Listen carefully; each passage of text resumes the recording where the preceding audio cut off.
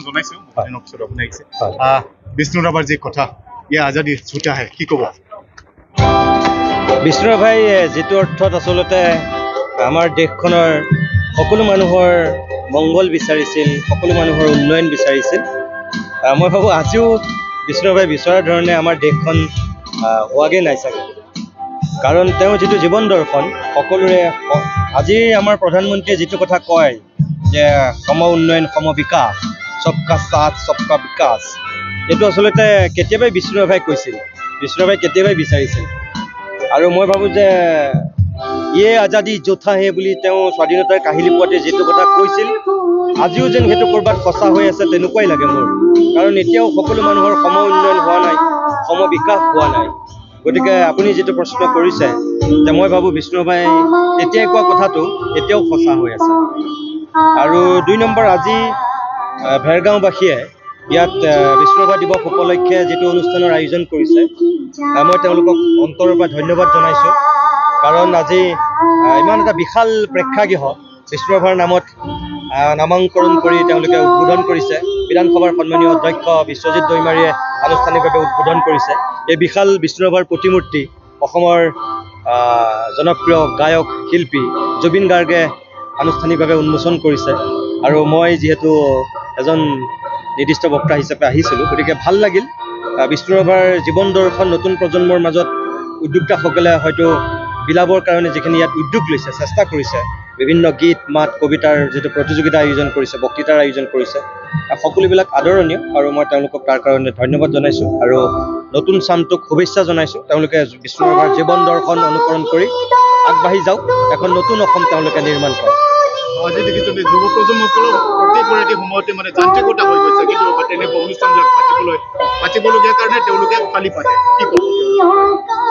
ইয়াত দুটা শ্ৰেণী থাকে এছামে পাতিব লাগে কাৰণে পাতে আৰু আন এছামে পাতিব লাগে কাৰণে নাপাতে তেওঁলোকে নতুন প্ৰজন্মক শিকাব বিচাৰে নতুন প্ৰজন্মটোৰ মাজত আমাৰ যেটো সাংস্কৃতিক সত্তা আমাৰ যেটো পূৰ্বপুৰুষৰ অৱদান অৰিহণা সেইখিনি তেওঁলোকক দেখুৱাব বিচাৰে জনাব বিচাৰে আৰু মই ভাবো ভেৰগাঁওবাসীৰ আজিৰ যি উদ্যোক্তা তেওঁলোকে নতুন প্ৰজন্মটোৰ মাজত বিষ্ণু ৰাভাৰ জীৱন দৰ্শন বিষ্ণু ৰাভাৰ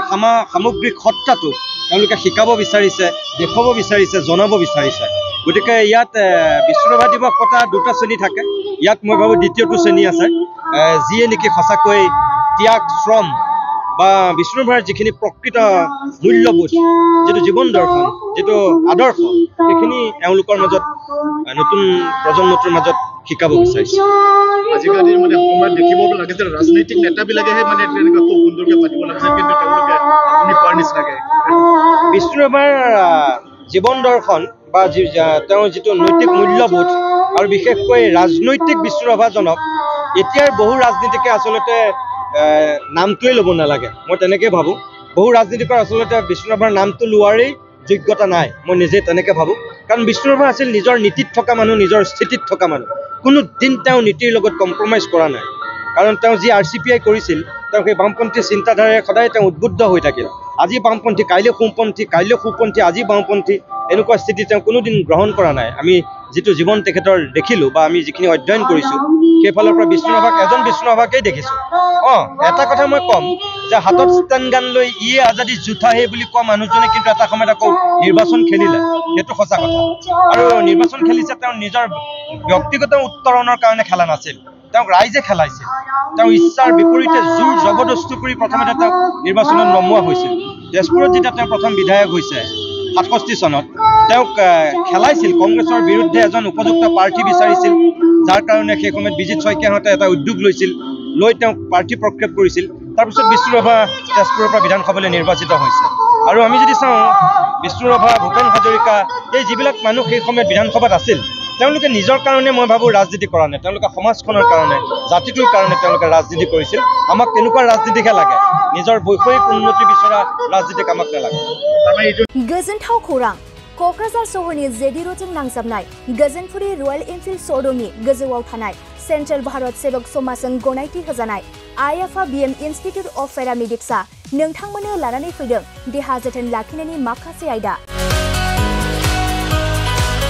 लोगोसे 2024-25 मायथाइनि मुं थिसननाया सोलिगासिनो दं आरो फैगौ जोबथा जुन दानसिम मुं थिसननाया सोलिबाय थागोन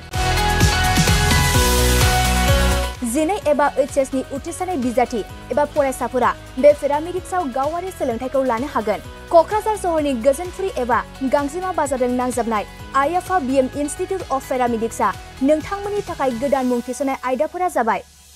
medical laboratory technology, first aid patient care and assistant nursing, OT technician, ICU technician, radiology technician. बेफोर कर्सखौ 2 बोसोरनि गेजेरावनो आबुं खालामनानै BSS जों गनायथि होजानाय डिप्ल'माखौ लानो हागोन।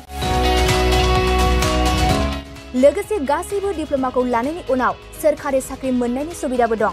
जुदि नोंथांमोना बेफोर कर्सनि थाखाय गोदानै मुं थिसननो गोसो दंब्ला आइएफआ BM इन्स्टिट्युट अफ पेरामेडिक्सनि 9395899391 एबा 9821663110 मबाइल नम्बराव थोंजों सुलाद लाहरनो हागोन।